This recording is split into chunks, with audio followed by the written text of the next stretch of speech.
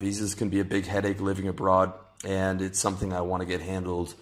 Some options are re-domiciling my business in Labuan, which gets you a 2-year renewable Malaysian visa, dropping 300 grand on some property in Malaysia to get a long-term visa, dropping the equivalent amount in Thailand for the same type of long-term visa, or just straight up buying a $30,000 Thailand elite visa card, which gets you a 10-year multi-entry visa, Thai visa, as well as priority service at the airport.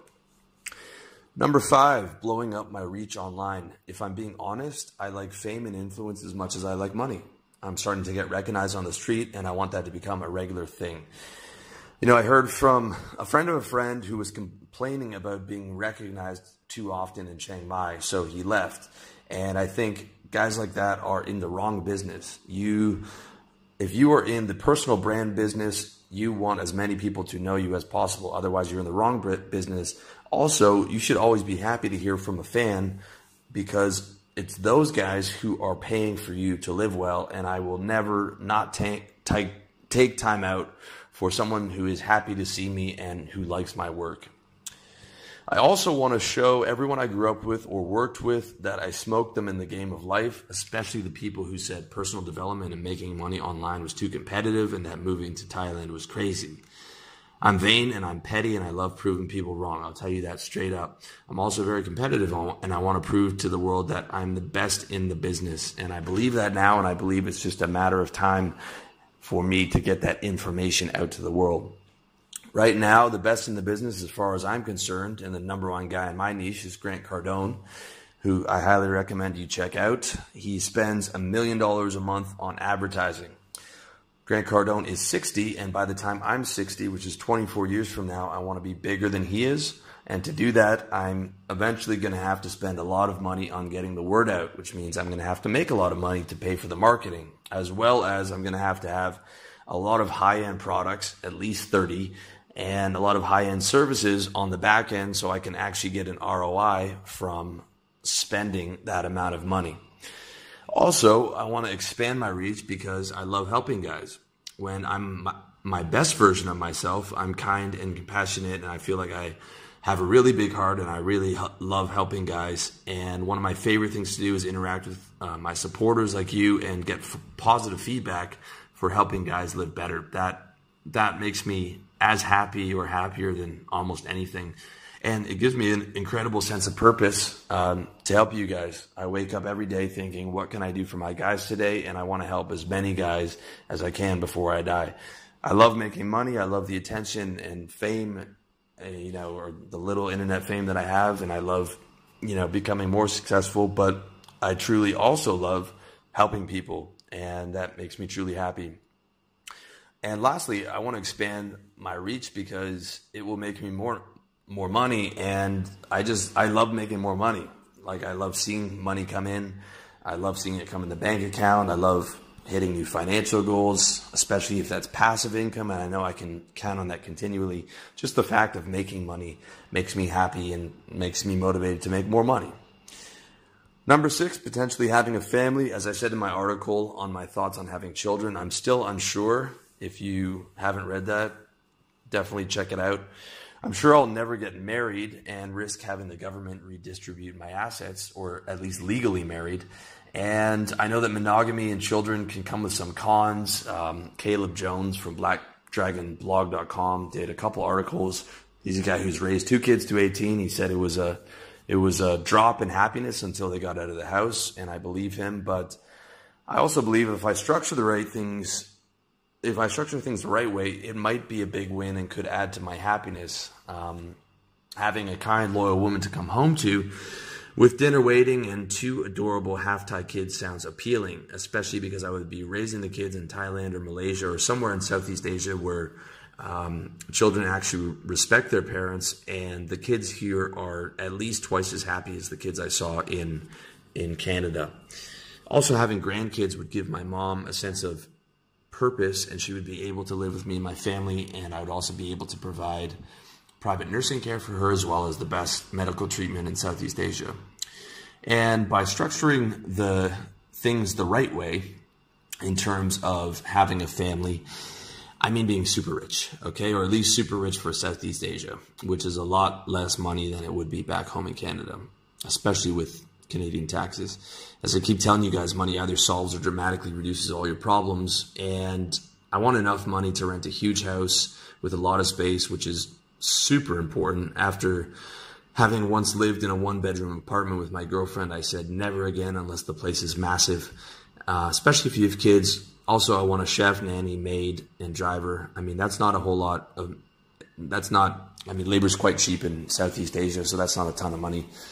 But I also want to be able to send my kids to the best schools. All that means money. And, having all those things in place would allow my wife to not have to work. I would never want my wife to have to work a job. I hate working a job. I would never work a job again. If she's going to work, it would be on something she's doing on her own or helping me with my business.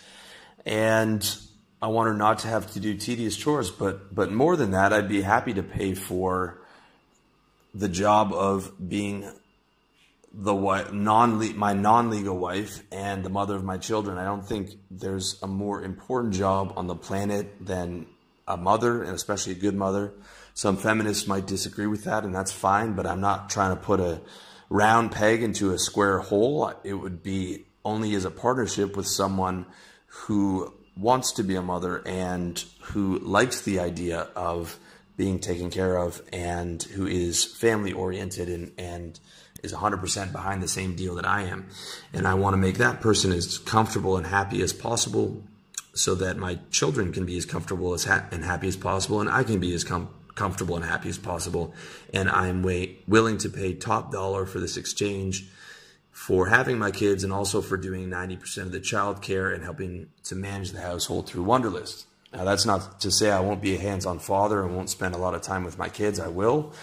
I just don't want to have to change diapers or take the kids to the dentist or to soccer practice. And I think my time is better used making money so I can spend it on having help for my wife and giving her a ton of time to do those things. And again, not trying to force a square peg into a round hole. This is only the kind of deal that I would want to do with someone who is also happy with the deal and thinks it's a fair exchange.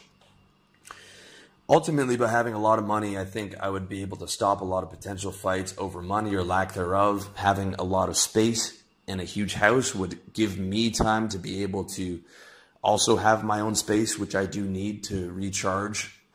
And I would be able to avoid a lot of fights that most couples have, which is over money, either directly or indirectly, in the sense that they don't have enough money to outsource all of the chores and tedious things they're fighting about.